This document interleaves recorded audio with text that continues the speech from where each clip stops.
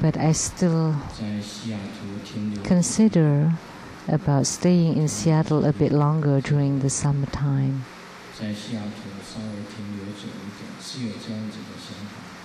I did consider that, and gradually the affairs of True Buddha School I would transfer to Master Lian and the True Buddha Foundation. I did plan on that already, because as a human being everything can increase, except our age will decrease over time. That living in this world, only our age continue to increase. That's definite thing. Just look at everyone and pay attention to them, to every one of them.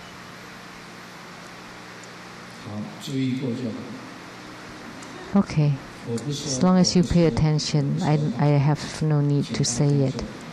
Now please sit down.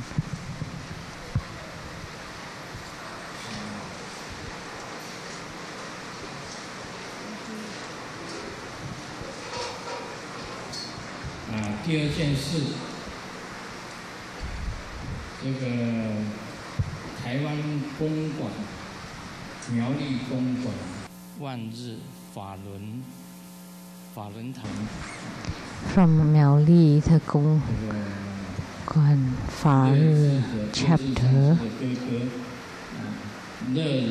that's led by Master Le Zi's brother, Le Ren. We would like to invite him to become a Dharma educator of True Buddha School. And third,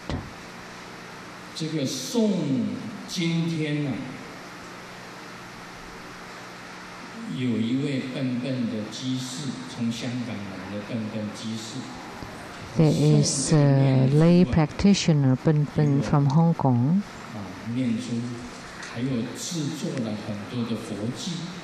And he made an offering of mala to me and already also created a lot of Buddhist items for free.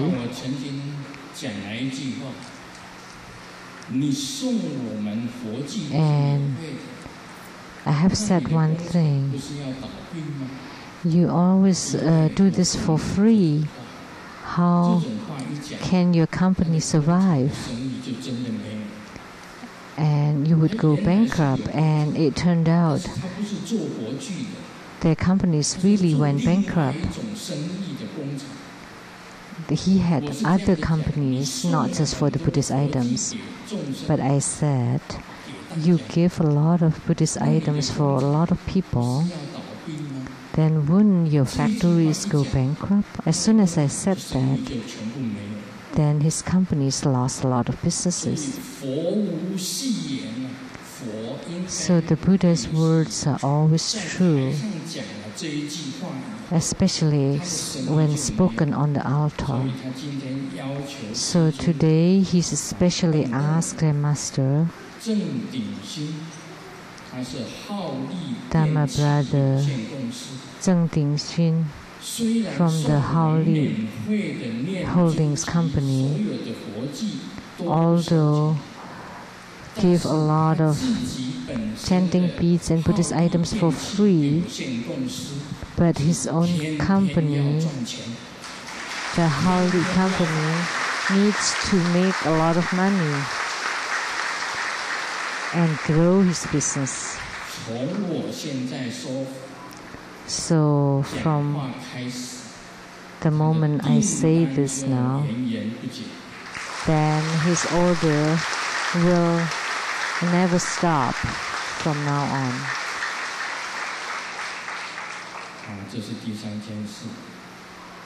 That's the third thing.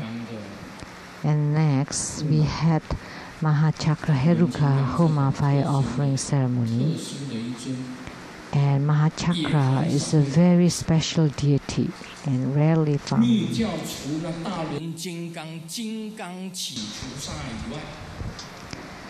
In Tantrayana, other than Mahachakra Heruka,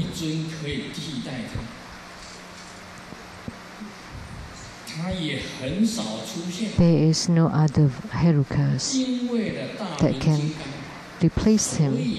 He rarely appears. That's why in a place where there is no qualified gurus, you can give empowerment upon yourself.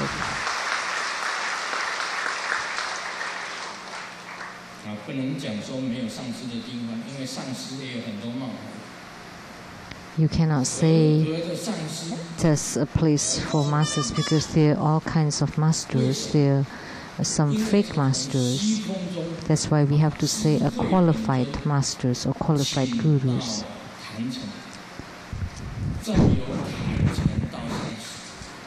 Because you need to invoke the deities to descend upon the guru, and then from the guru bestow the empowerment, confer the empowerment to the receiver. If you cannot invoke the deity upon yourself, then you're not a qualified guru or qualified master. You're just a master by name.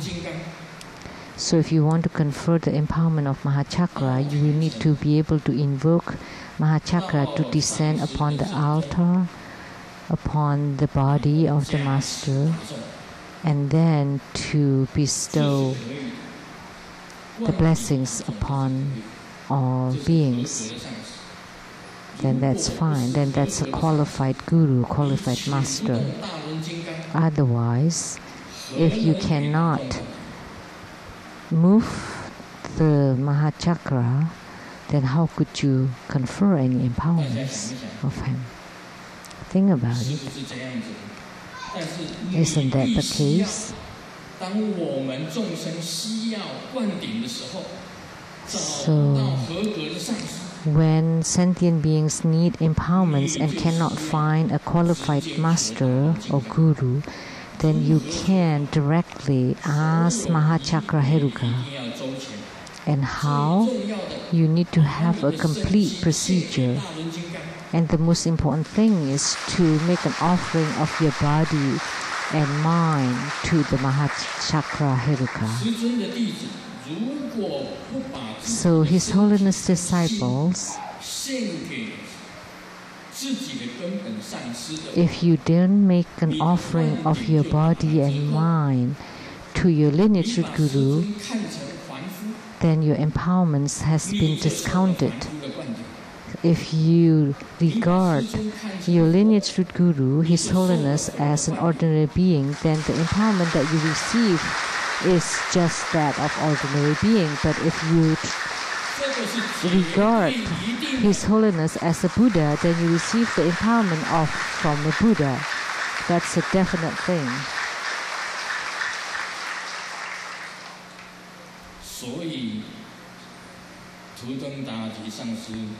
So Master Thubten Tarji said,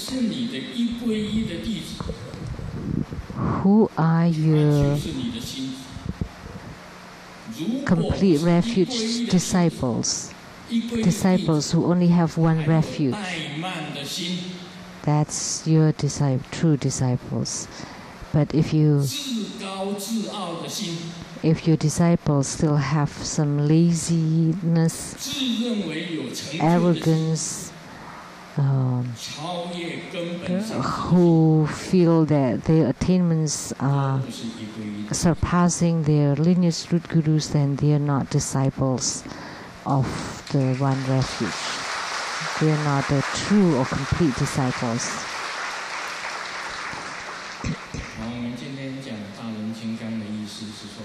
So today, in teaching about Mahachakra, as long as you make 100% offering of your body and mind to the Mahachakra Heruka, that in front of him you humbly With humility and earnesty, you pay homage and make offering, recite his mantra, to beseech, invoke him to descend to the altar. Then you can empower yourself.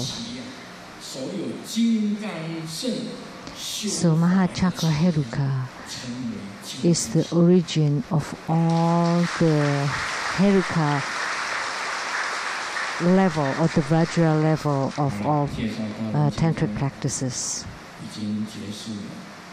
So that's the end of my introduction of Mahachakra Heruka. Next, we want to expound on the Platform Sutra by the sixth Patriarch. Tsang one day asked the Patriarch, the Buddha spoke about the three vehicles, the way of the three vehicles and also the supreme vehicles. Your disciple still does not understand. Can you please explain? I have said this before, that the three vehicles are actually one vehicle. There are no two vehicles. So the sixth Patriarch said, be mindful of your own original inner mind and do not be grasping onto external phenomena.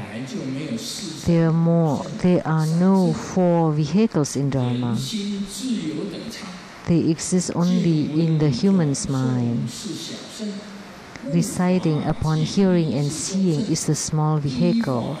Awakening and understanding is the middle vehicle. Putting the teaching into practice is the great vehicle. All Dharma is complete and understood, uncontaminated, without phenomena and unattained, is the supreme vehicle. The vehicles refer to practice and not to be put into words.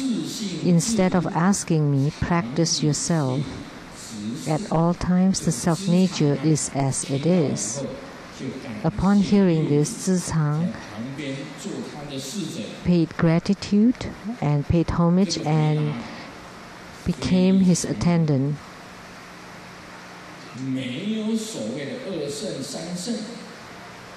So this answer, there are no second or third vehicle, only the first and the utmost vehicle. Why there are second and third vehicle? Because they don't seek for the first vehicle. That's why the Buddha spoke about them. Like the Arhat and the solitary hearers, they are all just convenient means or skillful means of the Buddha, spoken by the Buddha.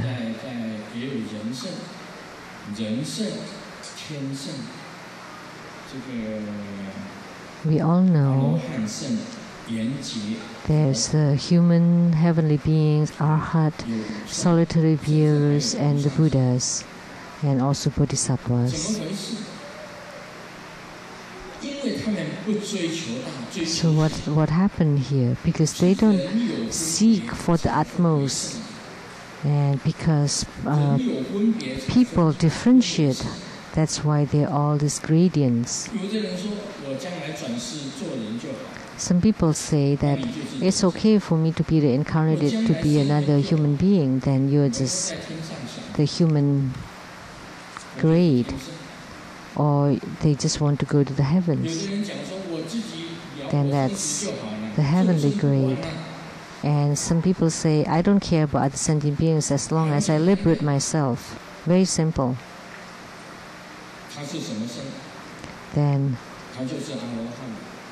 what kind of realm is that? Then that would be Arhat.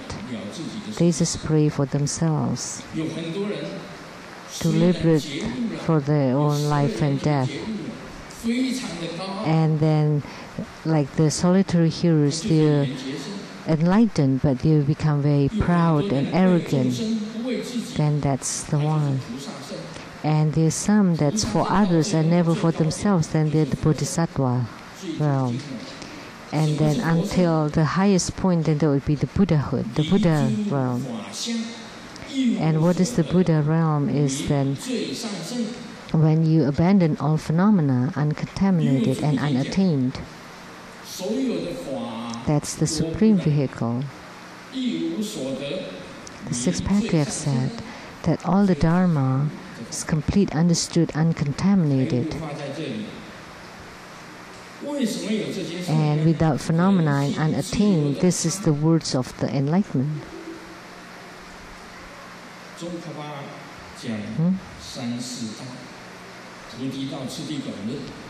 Tsongkhapa talk about the 3 stages of cultivation.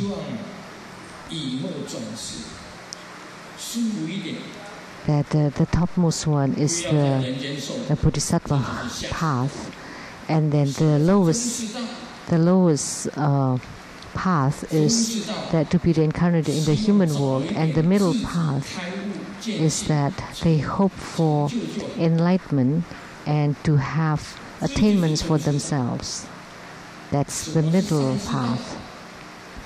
And the topmost path is to generate bodhicitta and to liberate all sentient beings and to reach above bodhisattvahood.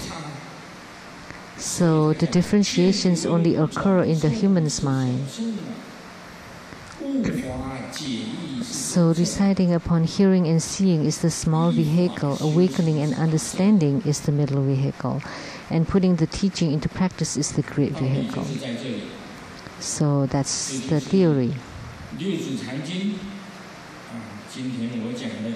So that's the platform sutra that I said today, that I talked about today. So the questions of Tsang and the answers by the sixth Patriarch are very simple and wonderful. So you cannot use